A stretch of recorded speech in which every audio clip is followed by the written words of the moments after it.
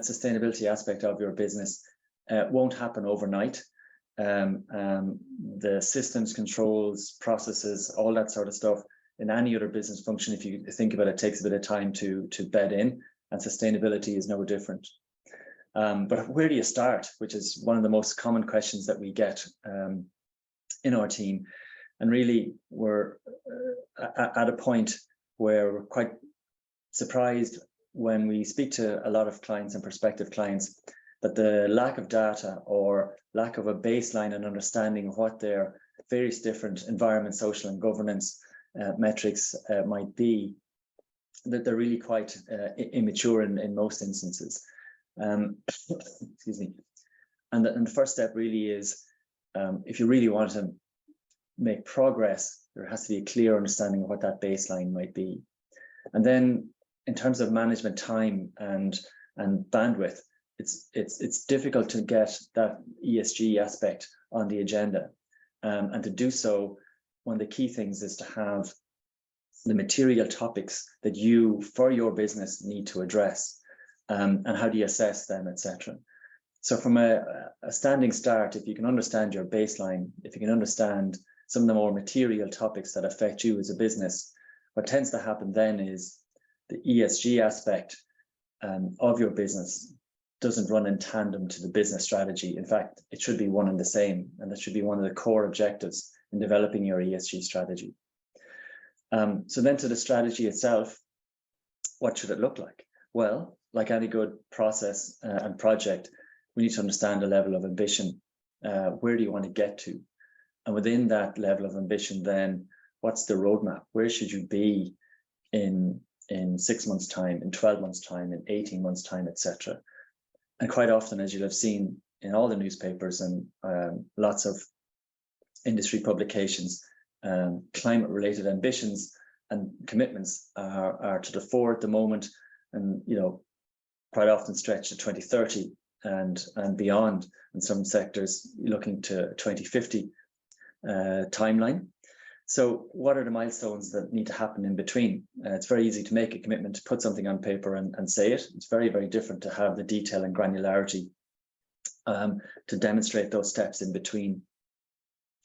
And in your first year, if you've gone to all this bother of developing an assessment of your baseline data, if you've understood the material topics that you should be driving towards, and you've identified some level of a strategic approach, really the reporting side of it should start to be part of your thinking at that point. A large part of the ESG journey is disclosure and transparency, and putting out there in the public domain to your employees, to your wider stakeholders, to your shareholders, what it is that you're doing. So that should give you an elemental view of what you should be thinking about from the start. And as always, these can be built upon. You can move from a as-is scenario to where would you like to get to, which might incorporate carbon reductions. It might involve aligning with very specific voluntary commitments like the science-based targets, for example. Internally, you might look to advancing your level of reporting frameworks. How would you align to, for example, climate-related issues around a task force for climate-related financial disclosures? You could start to look at scenario-based risk assessments. So what that really means is, as opposed to you understanding the impact you're having on climate, it's the inversion of that whereby you're starting to understand the impact of climate on your business. And you can really take it forward from there after year 1 or year 2, etc. So you can kind of standardize your approach. You can strengthen that output, strengthen that internal understanding of those metrics. And it's really at that point, after a year, year and a half, maybe 2 years, that you can start to really look at innovative approaches on product, on service, and the environment, social and governance aspects of your business should really be understood right through your business. And that's a theme that I'll get to as we think about what a strategy might look like. Okay, so what potentially could the strategy look like? So if you'll indulge me, I'm just going to run through an element of our strategic approach when it comes to sustainability across a number of different steps. So if we take them in order. So the first thing you have to do is identify the situation, right? What are you doing? How are you doing it? What data do you have? How aware are you of environment, social, and governance topics within your business? And do you have a sufficient level of ambition within the management team to drive this forward? So you might be aware of it, but are you doing anything about it? Is it a shared collective approach to developing that strategy? So if we look at your existing practices across environment, social, and governance topics, one of the earlier things that you should try and understand is to get a deeper level of understanding, an enhanced view of what your current situation is, and can you identify potential material topics or areas that specifically matter to your business that will drive the business forward. So as I said from earlier on, that environment topic or social topic or governance topic doesn't sit adjacent to your business strategy. They should be one and the same. So if you've identified a lot of those topics and you've a strong sense of the situation analysis of the as is, then you can start to approach your stakeholders. You can engage both internally and externally. So the internal one is really, really important, that you have an understanding from your employees what it is that they want to be part of.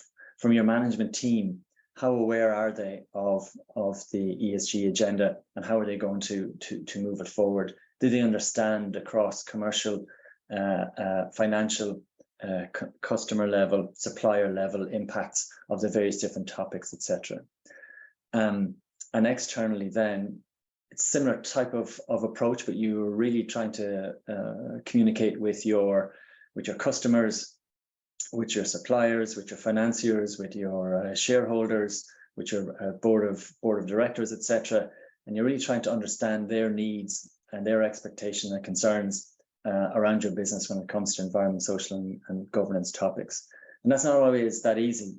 And you might have some conflicting areas of pull here across various different topics that you as a firm have to distill and boil down and understand what it might mean for you in your business when you have, for example, an external stakeholder at a different level of perception and understanding than internally, and you're going to have to square that off to get to a point where, yes, I have to address this externally, but also understand why it's not high up the agenda internally, etc.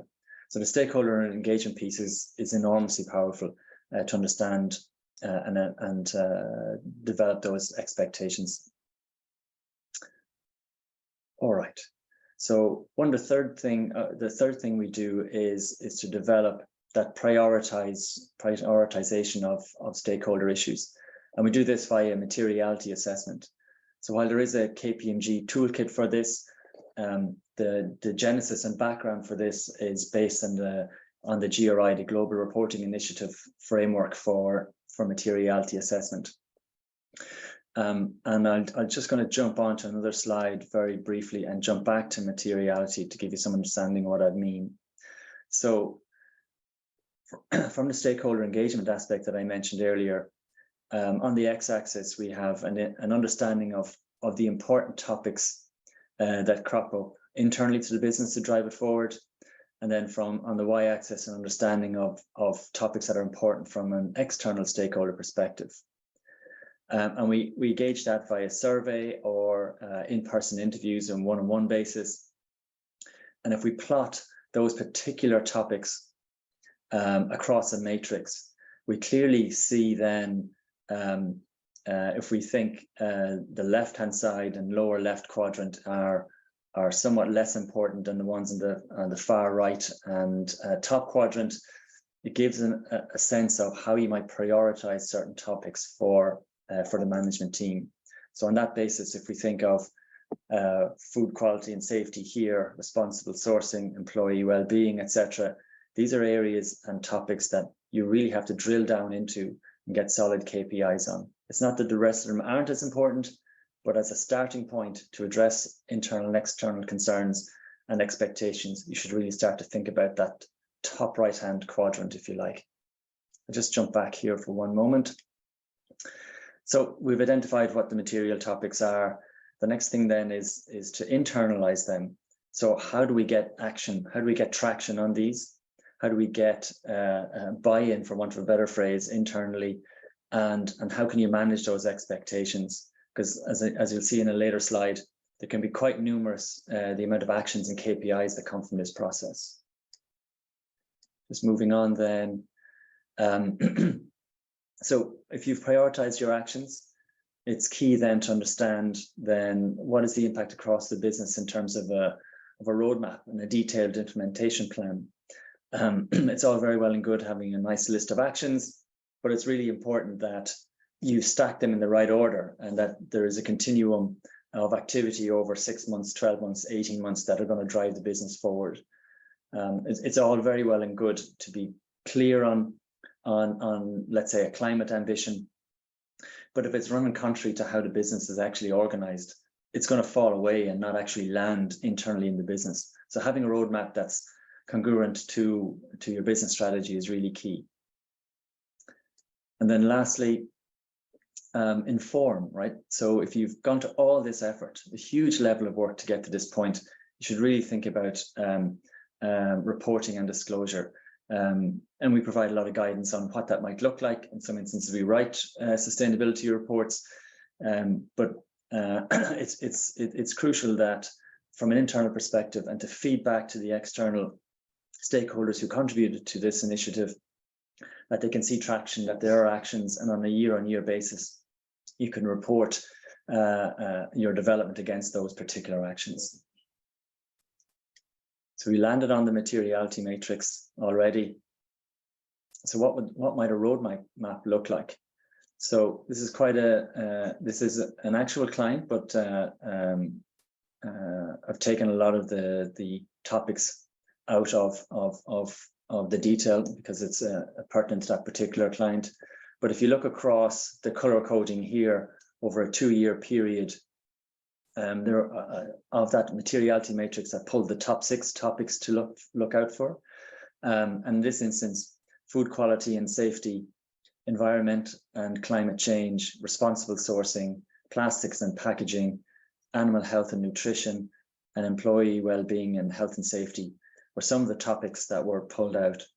And for each one of these line bars on the Gantt chart, that's a particular action with a set of KPIs that will be delivered over a period of time. And that's really important because if you look from left to right, quite a lot of the actions here are stacked in the first 6 months, 8 months, 12 months.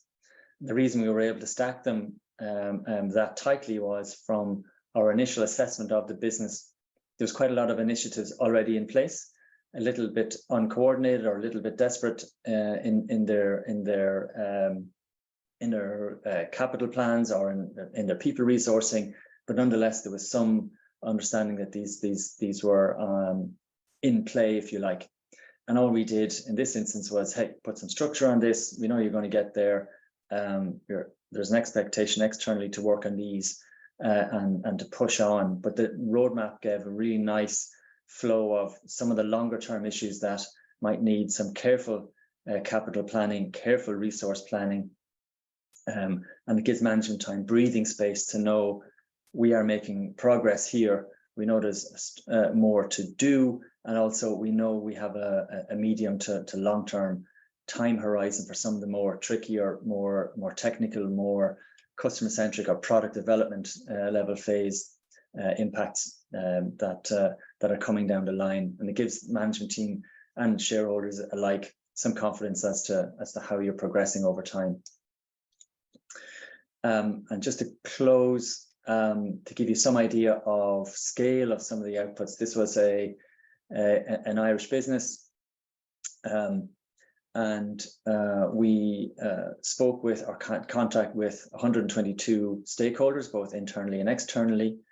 There was 8 material topics identified that were crucial for the business to drive forward. Some of those topics were directly related to customers, and there was a real commercial drive to this level of ESG strategy, and working with customers on product development, on supply chain, on climate related issues were key for quite a number of their key customers. Across the roadmap, there were 30 actions over close to 24 months of activity, and more than 80 new KPIs were introduced to the business, not all landing immediately, but over a cascade and prioritized period of time, a whole new level of measures for that business to gauge their success. While they're under the umbrella of ESG strategy, if you like, quite a lot of them are also part of good business performance that would only enhance the top line for that business. So I'll pause there and hand over to David. But thank you for your time. And this is a very brief introduction to an ESG strategy development, and look forward to your questions towards the end of the session. Thanks. Thank you, Shane. That was a really good overview of a bit of a structured approach you can take to what is bound to be an overwhelming subject for a lot of people. I will now hand over to David, who will give us his perspective from in-house. Great, thanks, Sarah. Hopefully everybody can see my presentation there and can hear me okay. Thanks for joining the webinar today, everyone.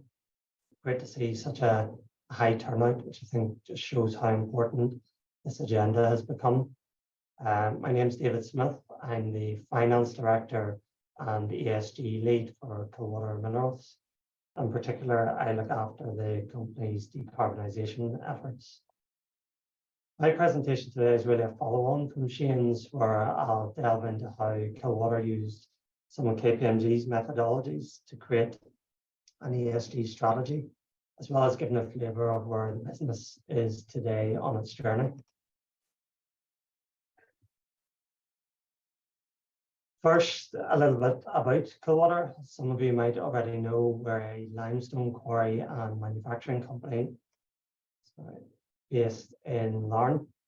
We operate in 3 primary business segments, serving the construction and agriculture markets. In our largest business segment, K-Rend, we're GB and Ireland market leaders in the manufacture and supply of through-coloured silicon renders. Our 2 other business segments are K-Lime and K-Systems. Through K-Lime, we manufacture high-quality animal feeds, livestock bedding solutions, and soil and health conditioners. And in our K-Systems segment, we offer premium external wall insulation systems in both the small and large-scale retrofit markets.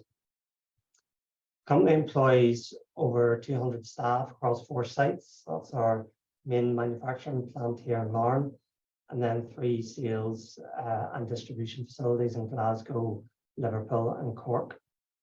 We also own an extensive farm and peatland locally, so plenty of complexity in the business and certainly lots of areas to explore ESG opportunity.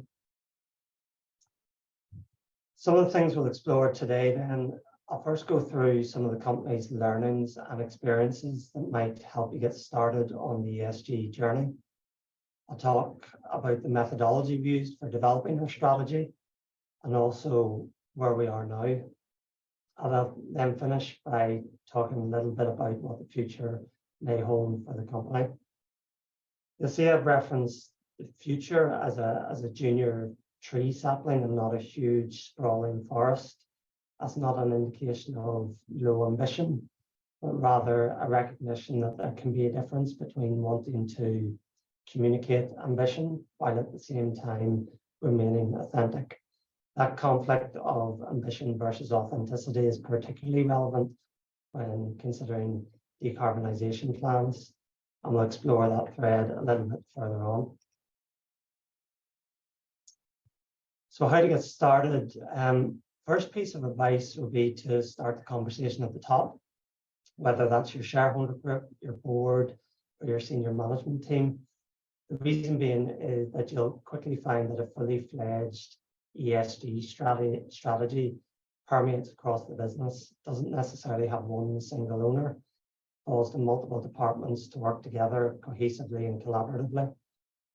And probably more importantly, it needs to be intertwined with your overarching corporate strategy, and you need to be aware that it will likely necessitate significant short and long-term investment decisions for your people, your infrastructure, and your processes. Buy-in for us at the highest level of the organization is therefore critical. And what we're really trying to do is change culture. ESG is what we do. That's how we want our people to feel. And if we're not bought into that as a senior management team, then we can't really expect the wider organization to get behind it. Related to those conversations at top level then is education. Not all members of boards or shareholder groups are fully up to speed with the pace and momentum of this ESG agenda. At Kilwaughter, we're fortunate that we have fantastic support and buy-in, but there's no doubt that early education and market trends, competitor initiatives, future regulatory environment, etc., they were all catalysts to helping the business decide to embrace ESG. I'd say one of the most important things to consider is to keep the ESG topic broad. Environment, social governance, that covers a lot of areas. And I'm sure Shane won't mind me stealing one of his images to illustrate just how diverse the topic can be. The reason I emphasize that is because at numerous stages I've found our focus probably overly rotating towards decarbonisation, which of course is a massive and arguably the most challenging component of ESG, but ESG as a whole is much wider. It's important that the organisation and the people who will ultimately own the various work streams understand this broad remit. The next thing I'd say is quantify where you are today, whether that's carbon emissions, community engagement, employee well-being, etc. Start to understand what you're currently doing and pull it together into one centralized repository. That can be a hard thing to do, of course, because again, these activities span across the business, and sometimes trying to centralize the tracking of those activities can be a hard thing to do. Mentioned this earlier, ambition versus authenticity. We're hugely ambitious as a business, both commercially and with respect to ESG. But we're also realistic about what's achievable. We understand we don't have all the answers today, and in some cases, particularly where decarbonisation is concerned, the answers don't always exist today. So we're careful about making broad statements on future trajectory without having a clear underlying plan showing how we'll get there. Consultants and methodologies. Some people love them, some people hate them. I'll take you through our methodology in a minute, but in truth, I don't think we would have followed such a logical approach in the absence of consultant support. So if this is new to you, my advice is to invest in some expert advice. The tools, templates, report writing, quantifying, that can all be outsourced to reduce the burden and heavy lifting for the business. The last suggestion on getting started, particularly if you're a manufacturing business like ourselves, is to get your plant and engineering team involved early. They'll likely own the larger projects around decarbonisation and energy efficiency, and the quicker they feel part of the process, the more likely they are to implement the plan.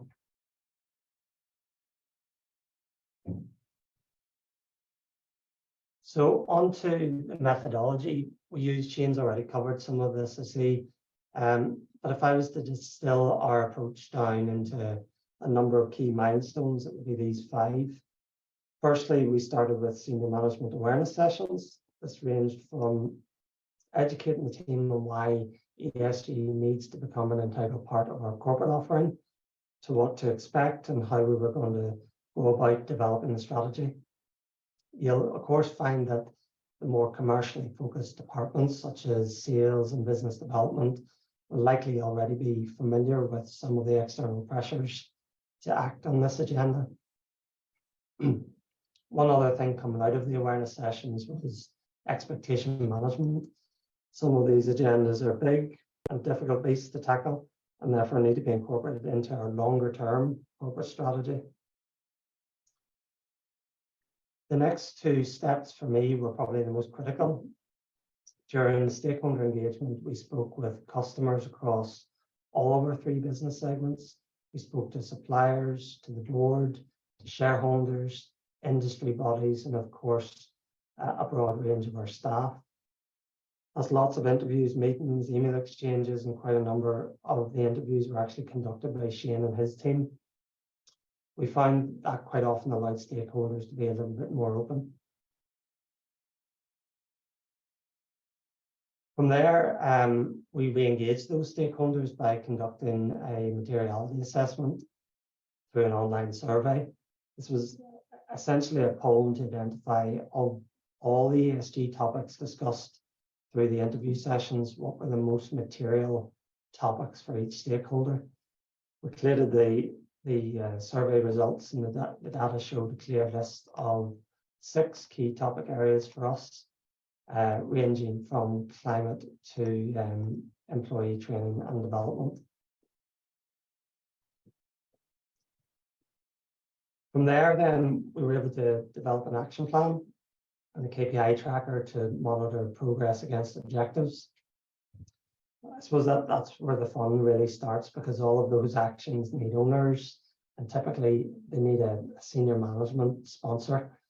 So that point where you really realize that the agenda is business wide, and as an example, or as you can imagine, as finance director, I don't hold the R&D agenda, and I don't own the training and development plan. So where are we now? We're at the internal and external launch milestone. We've got our action plan in hand. We've distilled our objectives down into short and long-term activities. We've assigned owners, and really we're just getting on with it now, trying to make meaningful change across those 6 key areas. For my part, I'm looking at renewable energy and a reduction in our scope 1 and 2 emissions. We've made some excellent progress to date, and just in the past week, we've been awarded silver in the environmental benchmarking survey through business in the community. We're also preparing material for internal and external audiences to allow us to illustrate our ambitions and the progress to date. So hopefully you'll see that coming out in the not too distant future. The other thing we've noticed is we're continually coming back to the table as a senior management team to tweak and refine the plan. We know the industry's demands do change, and they are changing, and we want to be able to respond to that quickly.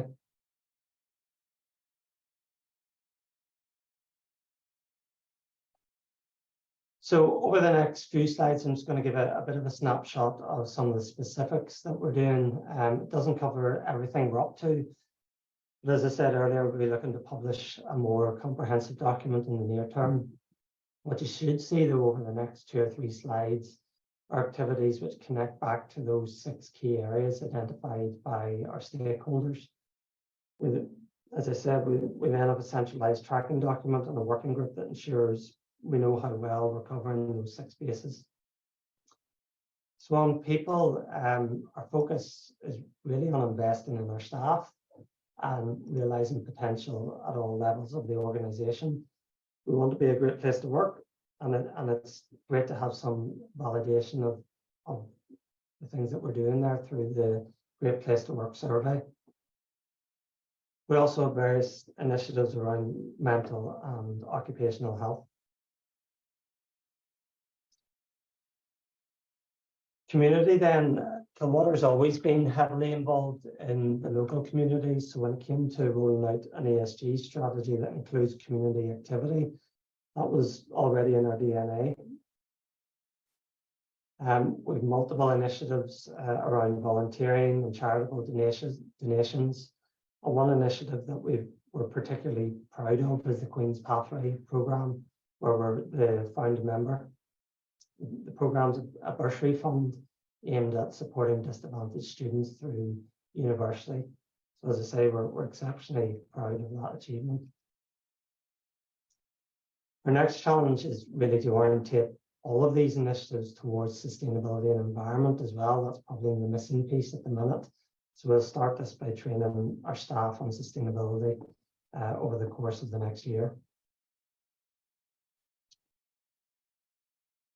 Final bit from me then, a little bit on decarbonisation. Kilwaughter has broad energy needs, but they can be categorised into gas, electricity, mobile plant and HGVs. We're aware of the various options for decarbonising those energy demands, and we're currently engaged in exploring multiple technologies. So we've got various exploration studies across all of the technologies there. Some are easier than others. For example, solar or wind, and we already have some solar installed on the site. Heat is the much more challenging area. And like any company trying to decarbonise its gas load, we expect the heat element to take years and likely significant capital investment. We're also involved in lots of other activities designed to reduce our scope 1, 2 and 3 emissions. I'll not go through them all, but some of the things we're working on or have completed already include LED lighting, more efficient drying processes, plant energy audits, process optimization. Our CapEx programs also now have a CO2 impact assessment form as part of investment sign-off stage. And you'll see carbon sequestration and offset on the page there as well. We own 40 acres of forestry plantation, which we're keen to extend, and we also have 30 acres of peatland, which typically locks in thousands of tons of carbon. We're currently reviewing the potential of that peatland to sequester further carbon annually through a more focused land management plan. And that's it for me. So thanks everyone for your time. Happy to take questions at the panel stage later on. Hopefully you picked up some useful tips there. And I'll hand back over to Sarah.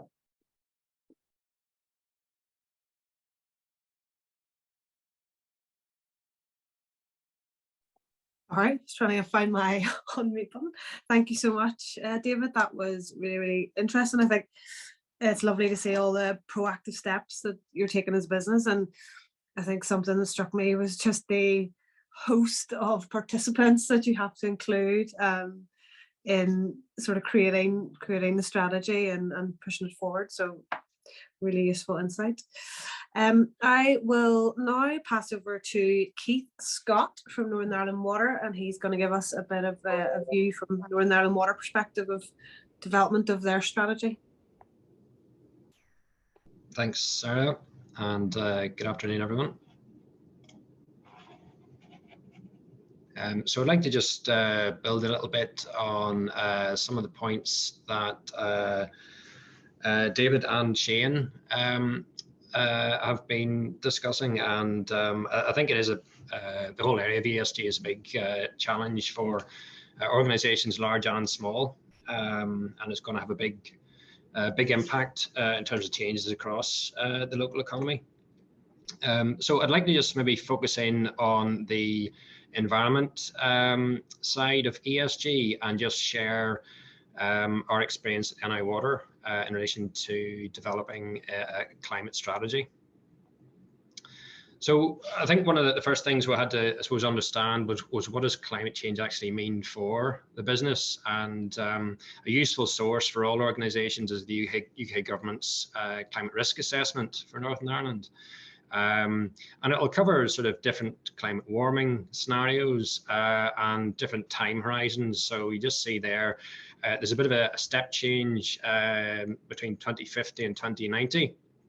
And obviously, depending on what warming scenario we end up in, we could potentially have increased severity of climate change. But really what we're looking at is warmer and drier conditions, and wetter and stormier conditions, and also then you've got sea level rises in there as well.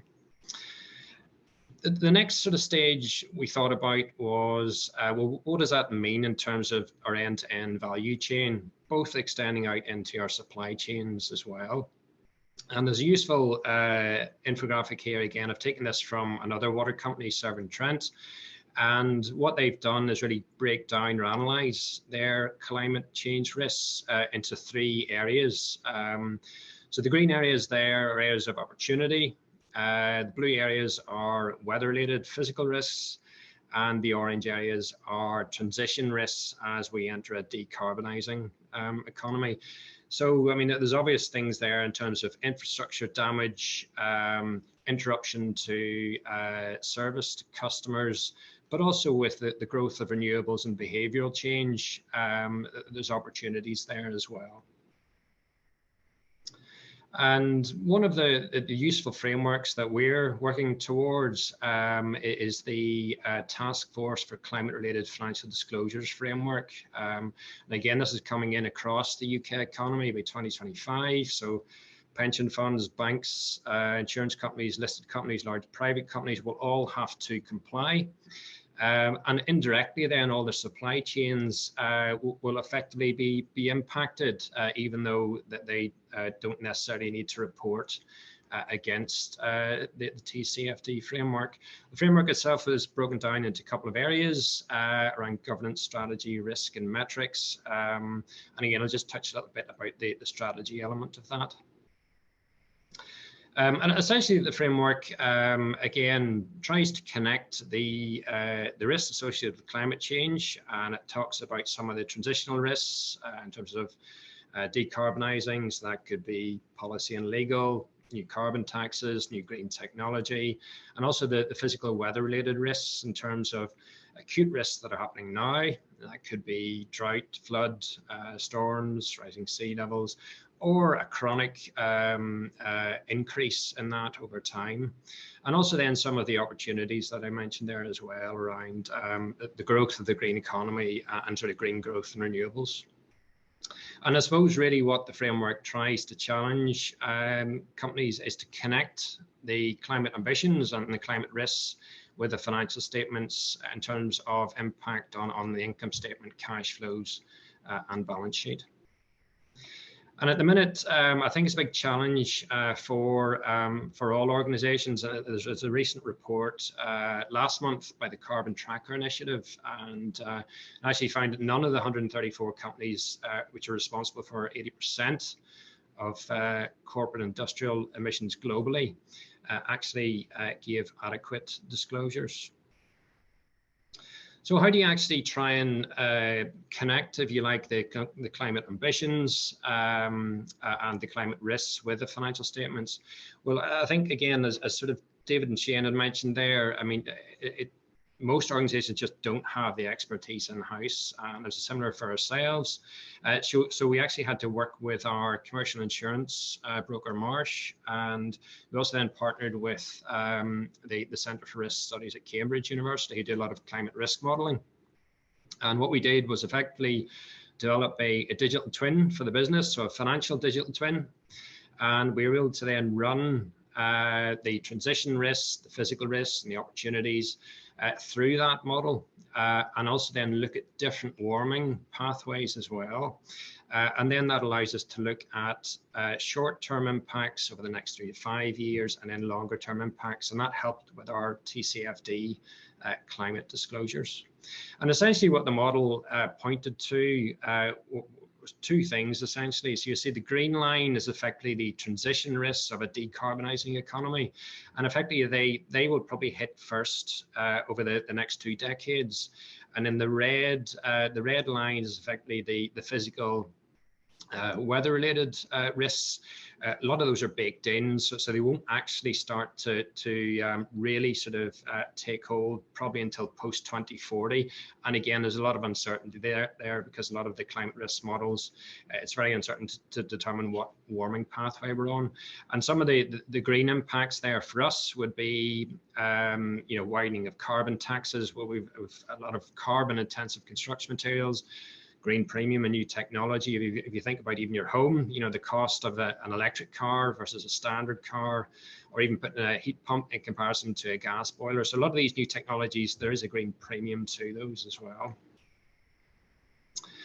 So I'll just talk a little bit about some of the areas we're giving consideration to getting NI Water to net zero.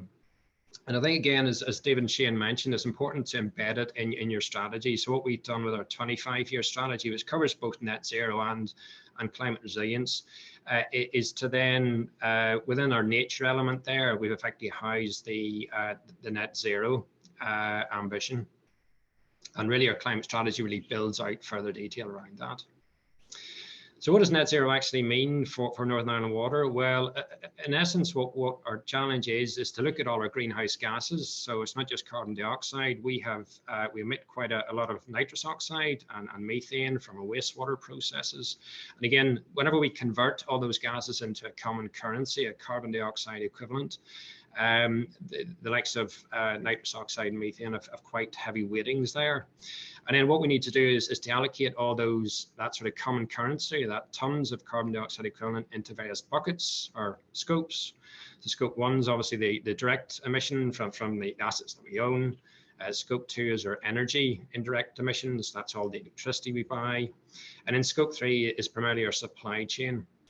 And again, we probably have most of our carbon footprint in there, probably about 75%, and a lot of that would be in construction materials, primarily the likes of concrete, steel, aluminium, pipes and metal pumps. And the idea really is to drive down all those 3 buckets or scopes of emissions to zero. To get to net zero, and where we find that we can't get rid of some of those emissions, we are then able to look ultimately at some offsets, possibly in terms of using our land bank there to offset some of those emissions. So where are we at the minute? Well, one of the things to say is to try and work out where you're starting from. So again, at the minute, our reporting is primarily around our scope 1 and scope 2 emissions and picking up a little bit of our scope 3 emissions. Most of our emissions at the minute in scope 1 and 2 are primarily driven by the use of electricity. We're one of the single biggest user of electricity in Northern Ireland, and obviously a big focus at the minute in the short term is to drive down that energy use. So in terms of just giving some thought to, the strategic areas of focus for net zero, what we have on the left-hand side is some principles we're using. So it's sort of, these are the priorities that we'll sort of use. So obviously we'll try and avoid doing stuff first that leads to emissions. We'll try to reduce emissions. We'll try to replace carbon-intensive emissions with less carbon-intensive ways of doing things. And then lastly, where we can't, we still get a residual set of emissions, we'll look at offsets there. And what we've done is think about things we can do in the short term, and then things about what we can maybe do in the longer term, because maybe some of the technologies aren't developed, or we don't have low carbon concrete or low carbon steel in terms of substitutes. So in the short term, we're obviously looking at energy efficiency and also the move to 100% renewable electricity by 2027. And then we're also moving our 600 fleet vehicles to electric, and also then looking at heating for our buildings and things. So those are some of the short-term measures. Longer term, again, we're probably looking at how we deal with our wastewater sludge, and maybe looking at anaerobic digestion to develop biomethane from that. We're looking at some of the process emissions from our treatment works, driving out carbon from our construction and indeed from the wider supply chain, and also then looking at nature-based solutions, and then finally looking at best practice offset options. And then in terms of the climate resilience side, these are a couple of areas that we're looking at. So on the right-hand side, preparing for a warmer and drier world, and on the left-hand side, preparing for a wetter and stormier world. So on the right-hand side, some of the things we'll be looking at is in terms of increasing capacity of a water system to deal with things like drought or drier periods. Looking at new sources of water, that could be boreholes as an example, driving down leakage, and also then promoting water efficiency in homes and businesses. We're also then looking at deploying intelligent control systems so we can get a good overview of our assets, We can use a range of artificial intelligence there to understand when we're pumping, how much energy we're using. And we can also then automate our assets without necessarily sort of sending frontline staff out to them. We're also then trying to keep a lot of the stormwater out of the sewers and in the water courses. We're looking to strengthen our flood and storm defences, increase the capacity of our wastewater system, and also then reduce pollution in our water courses. And again, there's a backdrop to sort of our business continuity and major incident planning as well. And on the opportunity side, we launched our Power of Water report in November 21. And it's really just a chance to promote a different way of thinking about all our different bits of infrastructure in Northern Ireland. So traditionally in the past, the water and wastewater system has been sort of seen as dealing with water and wastewater, and that's separate from the energy system, from the transport system, from the housing system, etc. But I think what we're seeing with particularly the transition to net zero, it is a systemic problem and it needs a systemic solution. So that needs big changes to government policy, strategy, funding, regulation, and delivery. And it's really this infrastructure systems thinking that we were trying to promote in the Power of Water, simply in terms of how we could rethink or repurpose our assets to help not just decarbonize NI water and make it more climate resilient, but also help the wider decarbonisation journey across the local economy. So things like helping to build out more renewables and contribute to that 80% renewables by 2030. We're probably sitting at about 45% renewables in the grid at the minute. As we bring on more renewables, we need to make sure that we have security of supply whenever there is maybe a lack of sun for solar or a lack of wind. And at the minute, the backup is gas or coal. We think we can play a role there in terms of industrial batteries. Also then using the surplus wind at night, whenever there's no demand, we can convert that into green hydrogen at our wastewater treatment works, and also then potentially put that into the gas grid. We can also use that for transport. TransLink have introduced some hydrogen buses at the minute, and there's a potential there to sort of act as a supply there, and also for wider heavy goods vehicles across the economy. And also then I mentioned sort of solar is in there in relation to renewables as well. Other areas around pumped hydro, where we move water at night whenever it's cheaper to pump up to a higher elevation and then release that during the day. So it's a bit like, it's like using water to create a battery there. So those are just some of the ideas that we've tried to promote just to help with that sort of just transition and to make the transition as affordable as possible. I'd also just like to mention a little bit about the Climate Change Act that's coming in to Northern Ireland. So that came in mid-2022.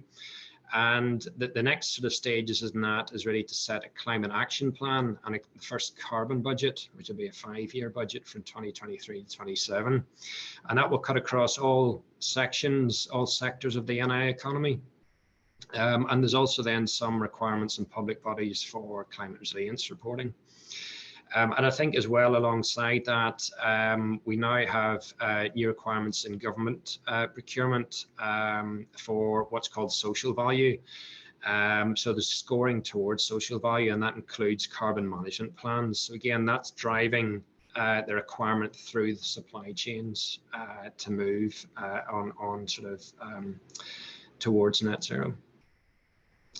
And lastly, again, we were wary that we do have the new IFRS sustainability standards, and the draft prototypes have been issued. So the second prototype deals specifically with climate, and it is largely sort of aligned with the TCFD framework.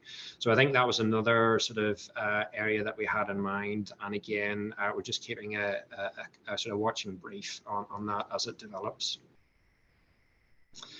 So again, that's just a bit of an overview from Northern Ireland Water's perspective. And indeed, you probably will find that even, as I say, if you're a small organization or you're advising clients, I think most areas of the economy will be challenged either directly or indirectly in terms of the move to a decarbonised economy, and also in terms of building climate resilience across the economy. Okay, thanks very much. Fab, thank you so much, Keith. That was really, really interesting, and you touched on some of the sort of influencing drivers, influencing factors, the Climate Act and TCFD and the draft IFRS S2. Really interesting, and I found a bit about the potential as well for water in terms of, you know, hydrogen storage and things like that is definitely something that's going to be crucial if we're to meet our obligations. So thank you so much. Moving on to Derarca Dennis then. So she is going to join us to give us a bit of an overview of the sort of various reporting frameworks. So over to you. It's lovely to see you all here today. It's nice to come this afternoon to have a chat about the reporting piece. And I think we've heard from Keith and David and Shane a little bit around the strategy and what one might be thinking about. But I think what you'll all be aware of at this stage is the world of reporting is really kicking off here. And Keith just stole my show there by talking a little bit about the IFRSs and what have you, but I forgive him. It is very much a topic of the day at the moment. So strategy and thinking about decarbonisation and changing our businesses to be more, I suppose, resilient to the future and aware of climate is very much a topic du jour. But for years, people have been doing this in isolation of any particular reporting standard that is driving the way. But as you can see from what I'm presenting here, the world's woken up.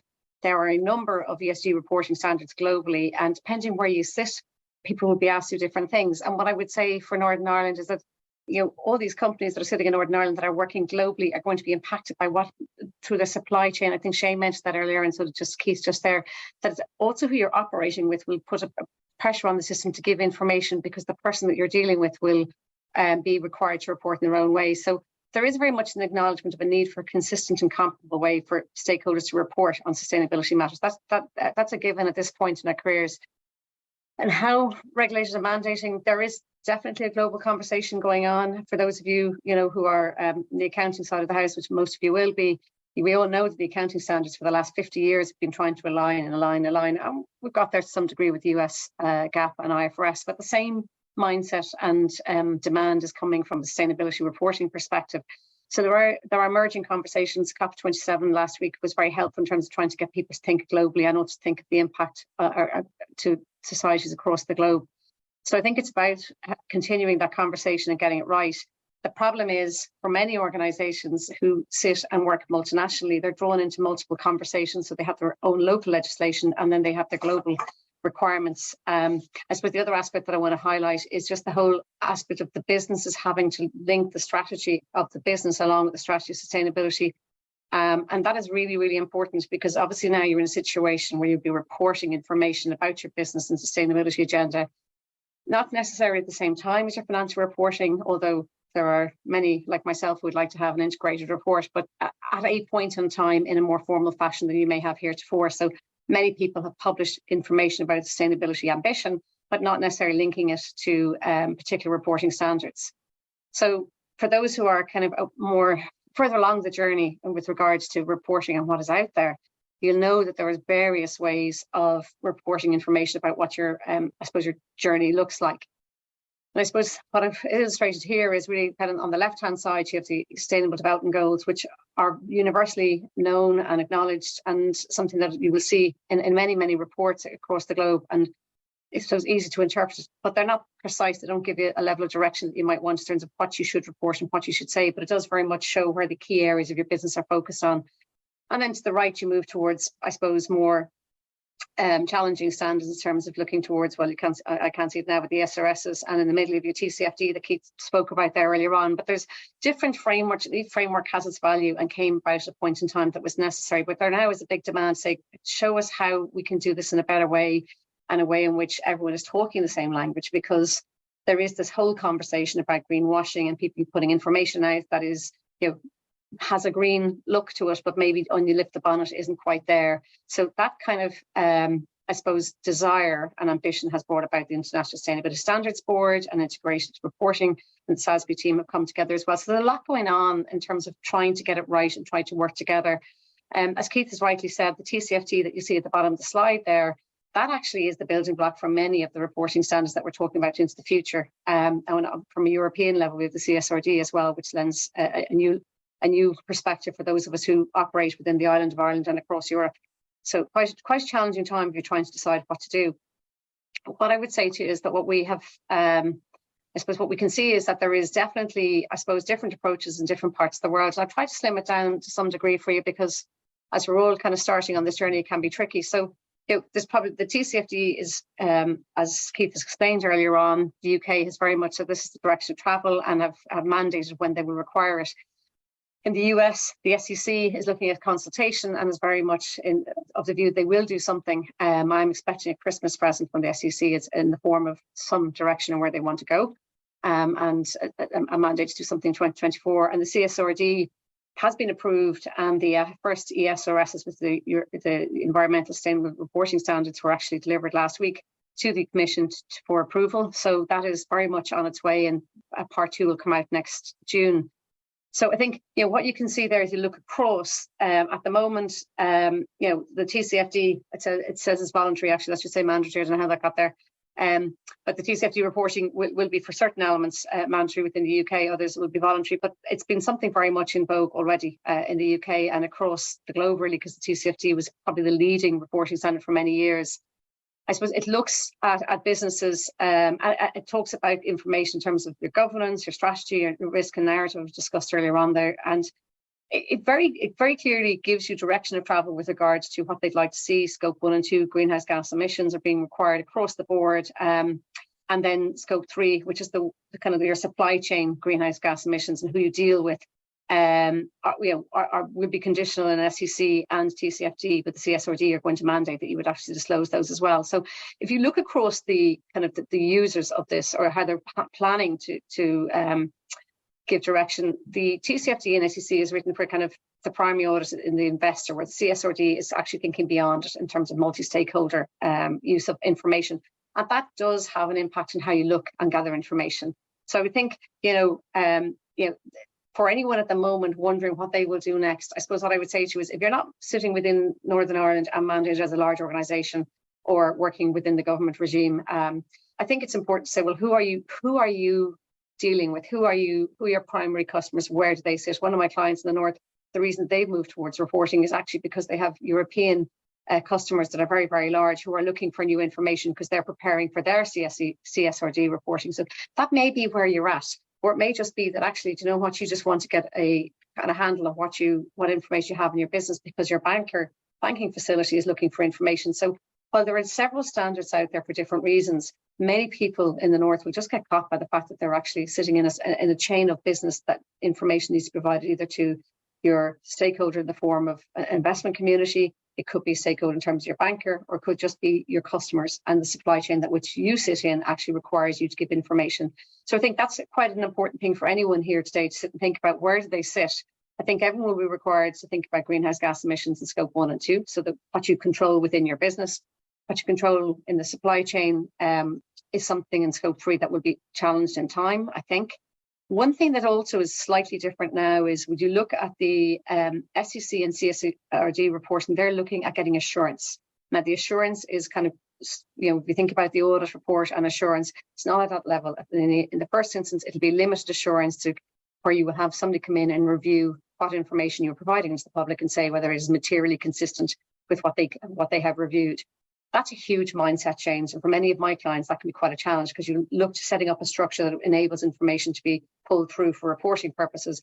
But quite often, many of my clients would say, like, I've done that just for internal purposes, but I haven't thought about how to validate it. So a bit of a challenge. So if you're on your journey, it's a perfect time to start thinking about that, the controls in place, how you operationalize it, and where the information flows through in the group, and how to validate it. So I think for many of you who feel actually I'm only starting, you're actually at a really good place, because there is now, I suppose, varying systems, and you can buy a sustainability reporting tool, all kinds of things that can be done, and you have people actually within your own business community who've done it before. So one thing I always say to my clients is chat to each other and chat to the network in which you belong from a business perspective, because everyone is dealing with this challenge. And reporting, while it may not be something you need to do externally, you will certainly be doing it in terms of tenders and various processes from a commercial perspective. So important to kind of get on that train at this point in time. I'm going to move on, and just, I suppose one of the things I would say to you is, as you think about that, as I said, I've covered the greenhouse gas emissions. Very difficult to underestimate the time that will take. Where do you have your information? Well, actually, the finance team are well positioned, because every invoice you get in terms of utilities and energy usage actually is the source of where you'll get information for greenhouse gas emissions. Looking at your plant operators and people that you run parts of your business from an operational perspective, they will house information. So like it isn't that the information isn't available, it's just maybe the stakeholders that you will need to actually think about involving in your ESG journey and reporting framework are actually the people that sit outside of your finance team. But your finance team already have, I suppose, the discipline and the way in looking at things that is necessary for reporting from an ESG perspective. So I think you can lean on your month-end process or your year-end process and think about what information you're trying to disclose. It's probably sitting there already. If you've done a sustainability strategy, Shane had said earlier on, that strategy will lean itself towards what information do you want to gather and collect as your key performance indicators. And invariably those KPIs, a small subset, will fall into what you might report on from an ESG perspective. So as you think about it, you probably have the building blocks. It's maybe the structure in which you pull it together may be slightly different. And the one thing that may be a little bit different when you think about kind of reporting is the CSRD from a European perspective actually just brings in that double materiality impact, not just the impact of the business, but the environment, and also on the environment. Just thinking about two different ways of looking at it, inwards and outwards, and the impact that you may have from a sustainability perspective. Quite new, quite different, but I think something again that people are getting ready for. Not something that if you're purely in Northern Ireland and report as TCFD that you have to worry about quite yet. But I suppose you will have better information, and your peers might be giving out information if they are obliged to report in that framework that will give you insight into their business. And again, some of the challenges I have with some of my clients with regard to ESG reporting is they want to look good. Actually, I think just putting information out that is verifiable, consistent, and in a way that is understood from a TCFD perspective, probably in the first instance for most of you, is really important, because as you do that, your reporting will get better every year. So I think it's not about being perfect.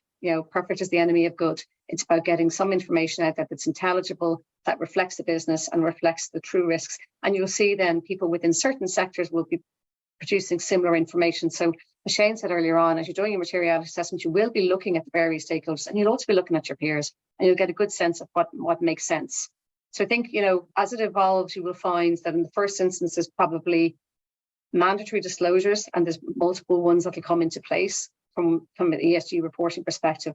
But then I would always be looking forward, thinking about what might be changing, and maybe something will come through that is actually just out of, I suppose, common practice, as opposed to what TCFD might say to you. Because there are only really 11 disclosures in TCFD, whereas the SRSs, when they come through, have something like 135. So, but there would be a very useful format in terms of thinking about where you might get information. I'll talk to that in a second. I think the other thing is there's various timelines. There's kind of mandatory in terms of large public interest entities that will come in earlier. And again, that's to your advantage if you're not a large organization, because you'll be able to see what others are doing and learn from that, and maybe some of the pitfalls, etc., will become more obvious. I think it is important, though, to think about the compliance timeline. And for anyone who's having to report in 24 or 25, you do want in 2023 to do what I would call a dry run, gather the information, pull it together, and think about it in a really structured fashion, because leaving it to the last minute may not necessarily be the best way for yourselves, or best way forward. As Shane has said, when you think about your compliant reporting, think about the gap assessments, think about where information you have and information you need to have.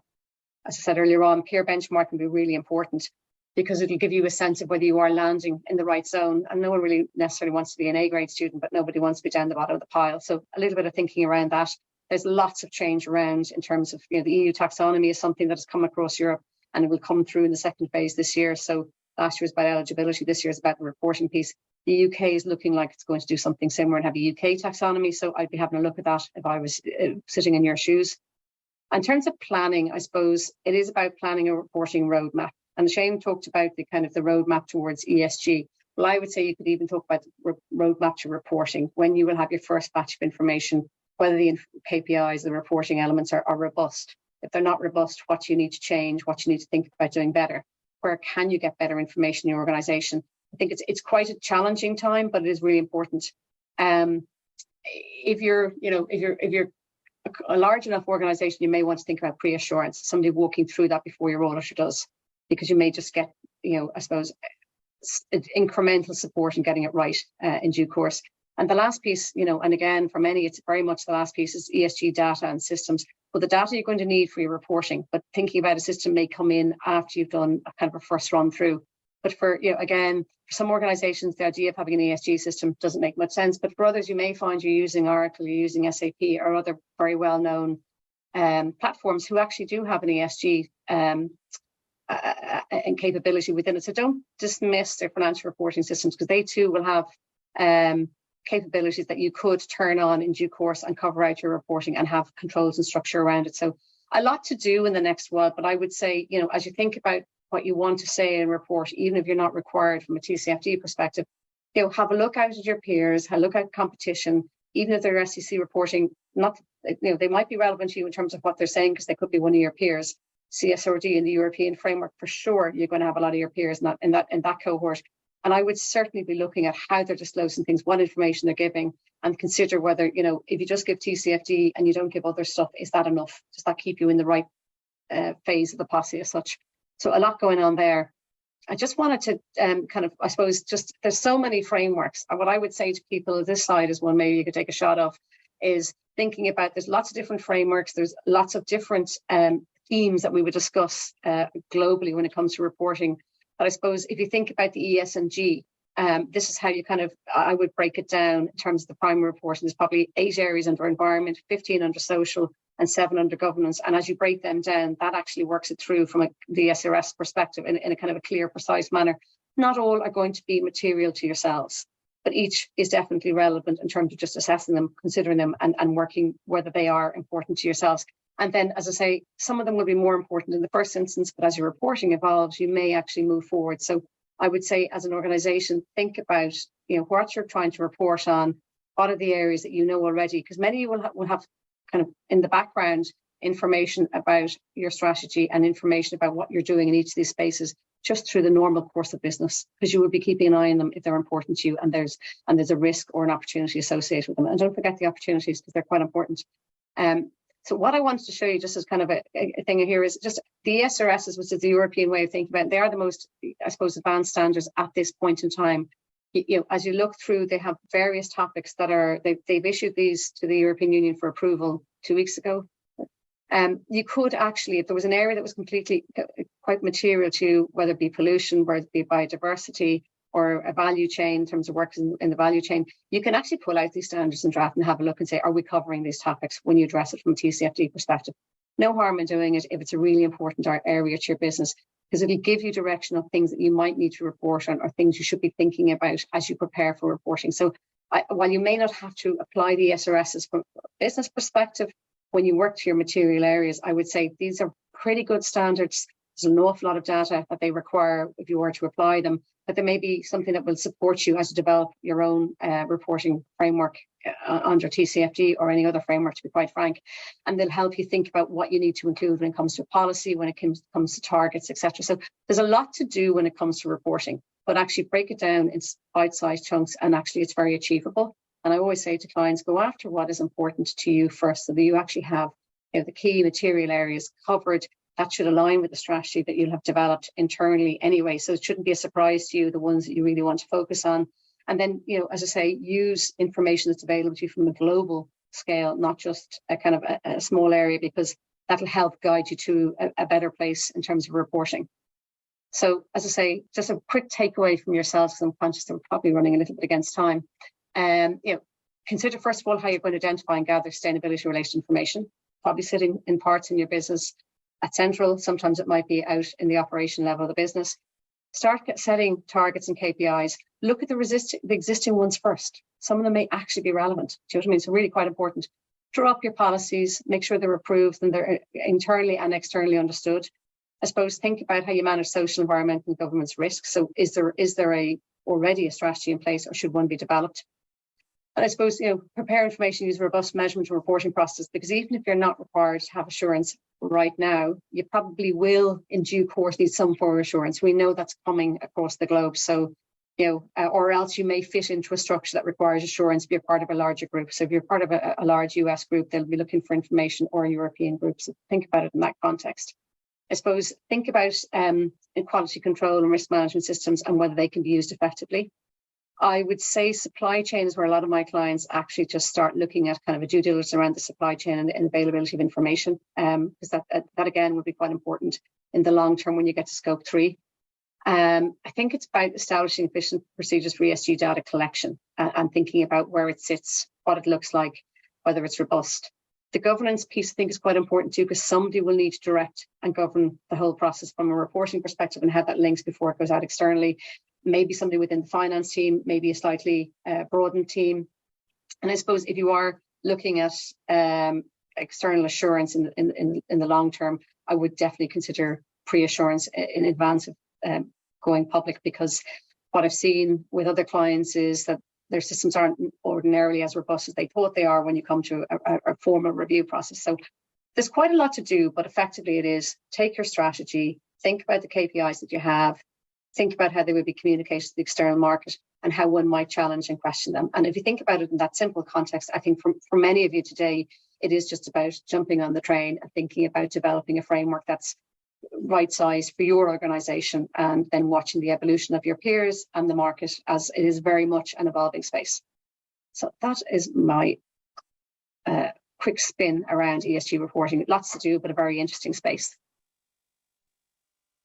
Thank you so much, Derarca. That is brilliant. Definitely a lot of information and various things to think about, but I think the importance is, from your point of view, it's getting on the train, which definitely is the way forward. Absolutely. Just and don't be afraid as well, Sarah. Don't be afraid is the other one. Just get on the train. Don't think about it too much. Exactly. Look, thank you, Shane, David, Keith, and Derarca for those presentations. Like I know that's a lot of work went into that, and we've shared a lot of information. So just thank you so much for agreeing to take part and sharing.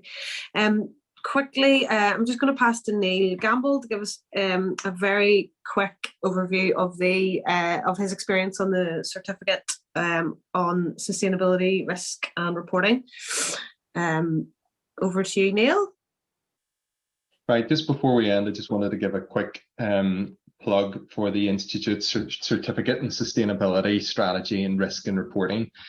If you're like me and you're in business and you find a lot of this content both fascinating and daunting, then I'd really encourage you to engage with the content that's available through the course. The course is an 8-week course and runs in effectively blocks of 2, where you have a 3-hour lecture followed by then the following week a 1-hour Q&A session with the course presenters, and it's been delivered by EY, Deloitte, KPMG and PwC jointly. You'll hear speakers like Derarca and Shane both sharing on that course in further detail. The course is genuinely fascinating. It's helped me think more about the content and what it means for my business. At present, the assessment is delivered through multiple choice questions and learning logs, and available. The first 2 runnings of the course are currently underway, with the first course having just finished and the second course having started.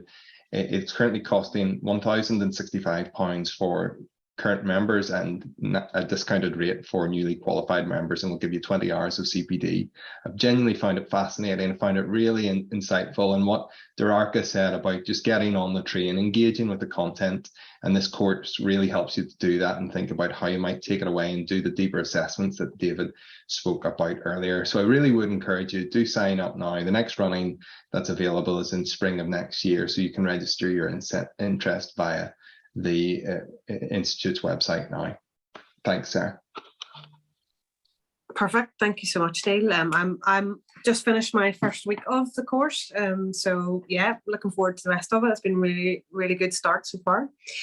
Look, we have 7 minutes left, so we've got a few questions in, and if there's anything anyone else wants to ask, please drop it into the Q&A and we'll make sure we follow up after if we can't get it answered now. But I just thought I would run through a couple of the key themes that seem to be coming through in questions, and maybe perhaps for the likes of Shane and David. So it's coming through a bit about So SMEs, so SMEs with limited resources that maybe don't have in-house expertise. I suppose, you know, is it resource heavy to manage a sustainability strategy or the development of one? And you know, if you don't have in-house expertise, what's the advice? What's the support that's out there? Thanks, Sarah. I'll take it if no one else wants to jump for a second. We only have a few minutes, but so resource heavy, it can be if it lands on one person's shoulders, I suppose. But if you think about environment, social and governance topics and who is already managing aspects of your business, be it HR, be it operations, as David mentioned earlier on. So on the manufacturing side, the engineering side of the house is largely going to take focus on that. But think of your HR teams, think of your procurement teams, when you in terms of the social side of it. So that big long list of potential topics that Derarca shared across those 30 themes. If you can pick the most salient ones for your business and who in your business will be responsible for them, if it wasn't a reporting standard, if it wasn't an IFRS or ESRI or anything like that, who would take this mantle on? And that's how you might split that resourcing piece up. And then for organizations even smaller than that again, this is where you really have to prioritize your action. So your own utility bills, your own water bills, your own usage of materials, really understand how much have you brought in, how much of it was used, where is the waste streams, where are you not utilizing pieces of kit properly. Some very, very basic energy flows through your business will capture quite a lot of things. If you've no actionable KPIs, if anything else, if nothing else, and you ignore the reporting perspective of it, it will actually be good business sense to start monitoring those KPIs. There will absolutely be efficiency savings, which in turn will help you at the bottom line. But also, if you can convert those types of savings into any kind of CO2 equivalent saving, you've done two things in once. You've enhanced the business, people are getting a bit more buy-in, that you're being a bit more efficient, and you also have then a potential environmental metric around CO2 that you heretofore may not have thought of in those terms. So in the short and succinct way as I can put it, cut it to fit your own business, right? Divide it up to whoever would take these topics normally. In the absence of that, then just focus on operating efficiencies as best as possible, and then work with your employees on the social side. We'll get an awful lot over the line in the absence of reporting, if you like. Can I just add one thing there, Shane, just as you're speaking there? For anyone as well who's in a small business, I would say business in the community in Northern Ireland is fantastic. They're a really good organisation, and they very much seek to link people in who have common agenda. They have, again, educational programs. Obviously, the course that we're co-delivering is an excellent course as well. We can't forget that one. But I think it's really just important for people who are sitting there wondering who to chat to. If there's only 2 or 3 in the organisation, business in the community is very much seeking to link people in together who have common problems and support them, as any business network is. There's quite a few, but that's the one that springs to mind at the moment to me. Perfect, thank you. David, I suppose from your point of view, what do you foresee in your business as being the greatest challenge in actually executing your strategy? Great question. Just to touch on the last point there, I mean, my advice would be to outsource the heavy lifting. It's very easy to push this stuff to the right and categorize it as kind of important but not urgent, and the day-to-day then gets in the way. And it's important that people see momentum when you're trying to deliver these things. Otherwise, it becomes this thing that you get to now and again, and your staff become disengaged with it. So actually that could have been one of our challenges, and we avoided it just by outsourcing some of that heavy lifting. The biggest challenge, I would say, is technology, particularly around our heat. I referenced this in the presentation. Sometimes the technology or the economics around some of the technologies just aren't where they need to be. And it's not the technology itself, it's the availability or viability of some of the components that go into the technology. For example, feedstock for anaerobic digestion, which Keith mentioned earlier. Some of that stuff isn't supported as well as it could be or has been in the past by government policy. So we definitely see that heat demand as probably our largest challenge. Perfect, thank you. Look, one more, Derarca, I'll go to you. So I suppose, there's a lot of companies now coming under pressure to publicly declare their commitment to their transition to net zero. Are there any formalities or obligations that they should think about before they actually publicly declare? Yeah, well, I think, formalities, I think that before they publicly declare, I would certainly make sure that they have done their homework internally about how they will get there and how will they achieve it, and get sign off from the executive, because again, for me, that'll be very ambitious. So I think there is a piece around linking back and having the strategy, understanding the gap, doing your baseline. I think Keith showed us baseline earlier on there. That was, kind of have your baseline, know where you want to go. At this point in time, for many, going out more than 5 years is a mystery.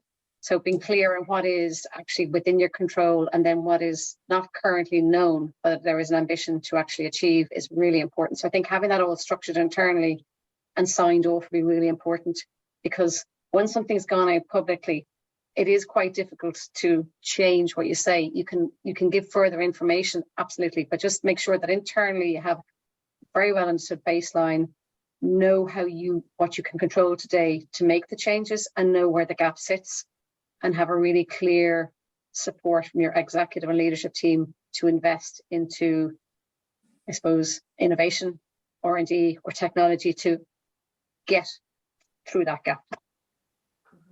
Just a quick one. We've got a wee question coming through here. Is there an expectation when the IFRS standards might be approved by the EU? Yes, they were given in last week. I would say that, I'd say if this would be fast tracked, because they've read it and we've negotiated it ad nauseum in the last 6 months, over them. So I'd say early next year. We plan, because they're planning to do phase 2 in June, submit the industry specific IFRSs. So I would expect some movement before they're submitted as well. I think that's all we've got time for. So I think all left to say is thank you so much to our panelists. Really, really informative session, and I hope everyone got a lot from it. We will be going out with the recording of this, and the slides will be available. But any other queries that you have, please do get in touch and let us know, and we'll try and follow up on them. Thank you so much, and have a lovely rest of the week, everybody.